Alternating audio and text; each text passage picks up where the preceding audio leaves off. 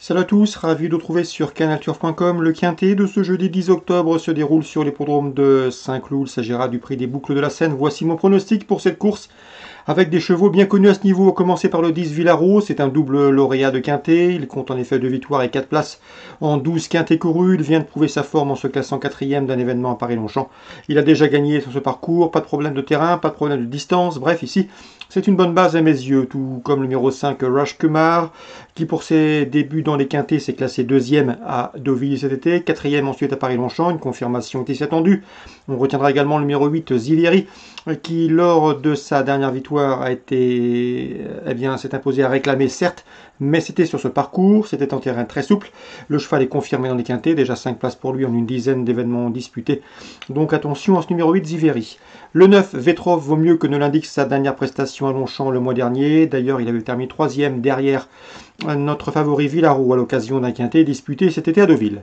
Le 15, El Indio qui compte certes 2 échecs en autant de sorties à Saint-Cloud. Mais attention, le cheval a des références à ce niveau, pas de problème de distance.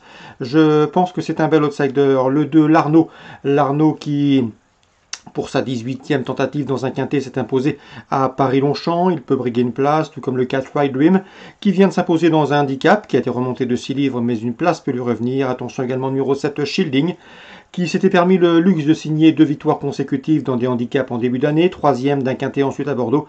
Ici, dans cette compétition, il peut prendre une 5e place. Résumé chiffré, 10, 5, 8, 9, 15, 2, 4 et 7. Donc à nos partants, je citerai le numéro 12, Ultra Cool. Concernant la suite du programme à Saint-Cloud, dans la 3e, le 301 Aficionado brigue une 3e victoire consécutive. Une ambition à la hauteur des moyens de se protéger de Jean-Claude Rouget. Dans la 6e, attention au Vatel, le 604 Lady Dia. Elle a gagné très plaisamment dans un handicap dernièrement à Chantilly. Elle a été remontée de 4 kg. Ça peut paraître beaucoup, mais vu le style de sa victoire, il ne faudrait pas être étonné de la voir remettre le couvert, cette 604 Lady Dia. Dans la 8e, attention, 814, Selling Home, présenté par John Hammond. La pouliche de 4 ans a déjà bien fait dans les handicaps, mais outre-Manche. Je pense qu'ici, en 29 valeurs, elle est compétitive, d'autant qu'elle a gagné en terrain très souple, à l'occasion d'une sortie enregistrée courant juin à Châtillon sur Chalaronne. Donc à mon avis, c'est une bonne recrue pour les handicaps français, ce 814, Selling Home. Bordeaux, Réunion 2, Bruno de Monzet confiant dans la première avec le 105 Oviedo. Le cheval va aller de l'avant, il a bien débuté, il en escompte ici un bon comportement. Il a une légère préférence pour Oviedo sur le 104. C'est Blanc Buisson qui, d'après lui, devrait également être dans le coup, mais plutôt pour une place. 105-104, Bruno de Monzet confiant, Bruno de Monzet également optimiste avec le 407. Dis-moi tout doc, le cheval reste sur 3 succès en L, débute sur le steeple avec des ambitions. D'après lui, sa place à l'arrivée. Il redoutait en priorité le 401, c'est Aragorn d'Alalia. Concernant la Réunion d'Anguin, Réunion 4 dans la première, attention 104, c'est Giant Celebrity qui a bien gagné aux Andelys dernière fois, dominant notamment des mâles et des mâles qui ont confirmé depuis. Je pense notamment à Gamay de Liton qui a gagné depuis à Vincennes, donc c'est une bonne ligne, attention à ce 104.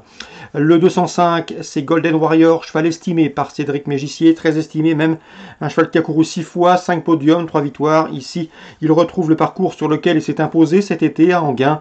À mon avis, c'est une première chance. Le 205 Golden Warrior, candidat au succès, on lui associera le 206 Goodwood Sport, qui a également gagné sur ce tracé cet été au mois d'août. Concernant la 5e, belle course sous la selle, j'aime beaucoup le numéro 8, c'est Best of Bourbon qui n'a jamais été aussi performant qu'en ce moment à 8 ans.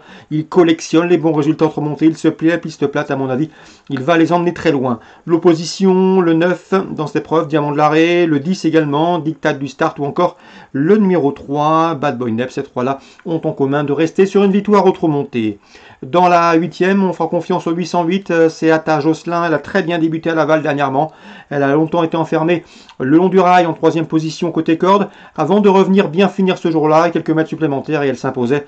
À mon avis, dans ce lot, elle peut mettre tout le monde d'accord, même si de bons bruits circulent sur des inédites, notamment celles présentées par Philippe Bouillard ou encore Laurent-Claude Abrivard. Donc le 808, Atta Josselin face à d'ambitieuses inédites pour ce 8e rendez-vous à Anguin Réunion 4. Excellent jeu à tous, bonne journée. Rendez-vous demain pour un nouveau programme.